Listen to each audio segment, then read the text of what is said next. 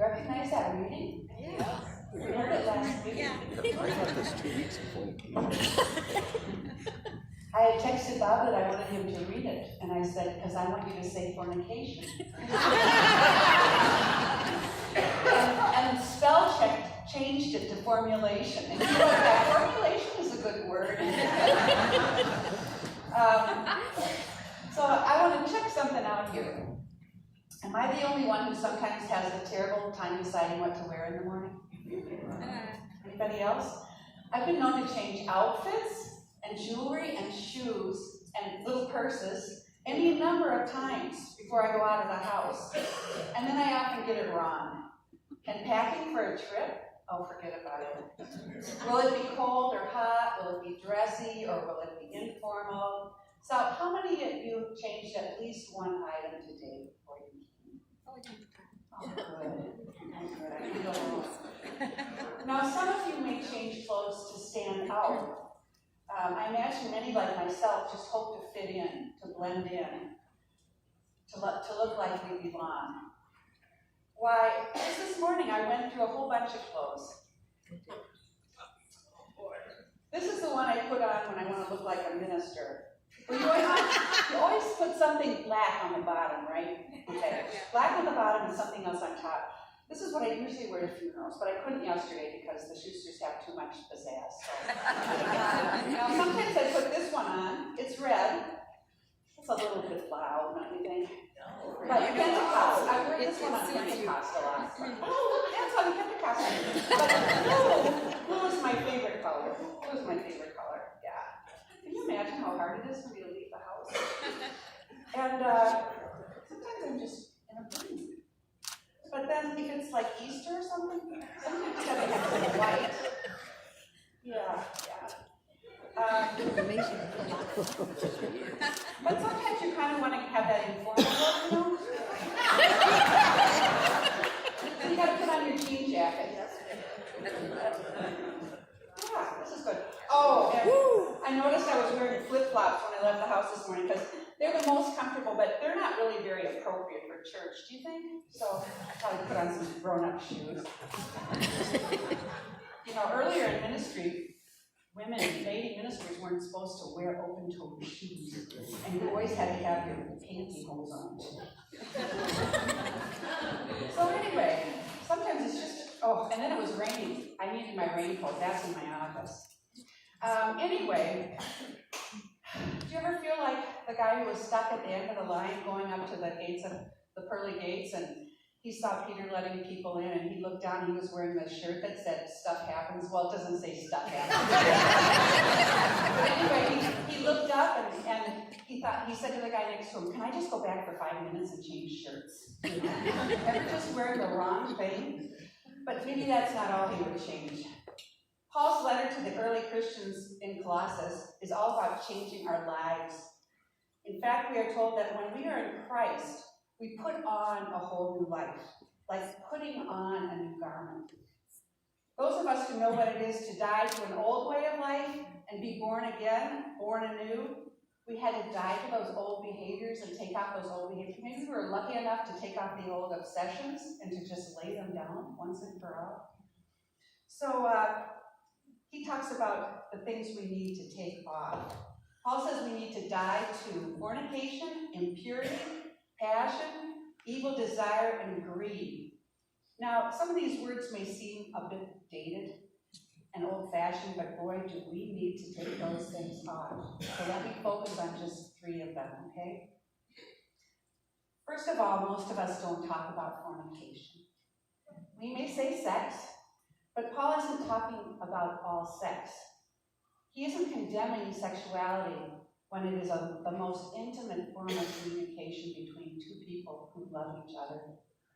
Paul is talking about using people. People are created to be loved.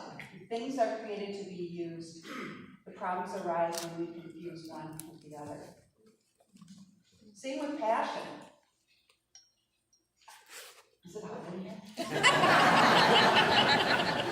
Paul isn't talking about passion for justice and mercy. Paul is talking about the kind of passion that can rise from anger.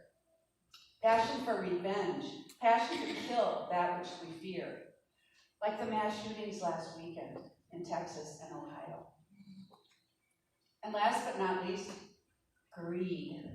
It is easy to think of greed as the fat cats on Wall Street and the wealthiest 1% in the country, but we all suffer from greed.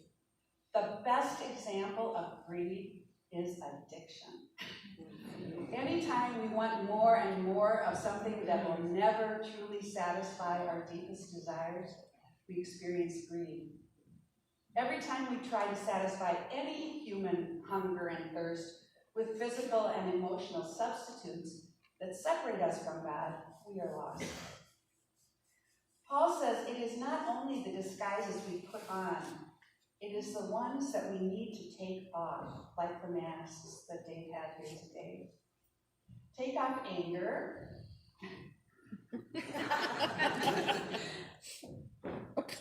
That's what I do at home. Take off protection. Take off defensiveness. Take off dishonesty. I'll take off two that time. Take off all the masks that we wear that keep our light from shining, that keep us from being who we really are.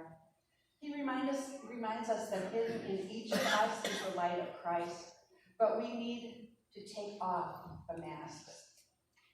One of you sent a James Baldwin quote to me last week, and I just have been thinking about it ever since. The quote is, "Love takes off the masks that we fear we cannot live without, and know we cannot live with him." Isn't that wonderful? Let me read it again. Love takes off the masks that we fear we cannot live without, and know we cannot live with him. 2 weeks ago, Manette shared a wonderful children's message. You may remember it. She had the kids come up, and she had M&Ms for them. She picked up each M&M and said, "Okay, here's a red one, so let's bite into this. Will this be red on the inside?" And they were just with her all the way, and they bit into it, and it was brown inside. And then how about the blue one? Will this be blue inside? And they bit into it, and it was brown inside. Just like all of us, we're all kind of brown inside. We're all basically made from the same earth, and though we have different shades, we're not so different inside. Or as Paul says in this passage today, in Christ there is no Greek or Jew, no slave or free. What does it look like to put on the light of Christ? We actually have a way to practice that around here. Every month we celebrate a different fruit of the Spirit. You all notice that? There's always a display back there, and we have some artists that make it beautiful and give us inspiration. This month, do you know what the fruit is?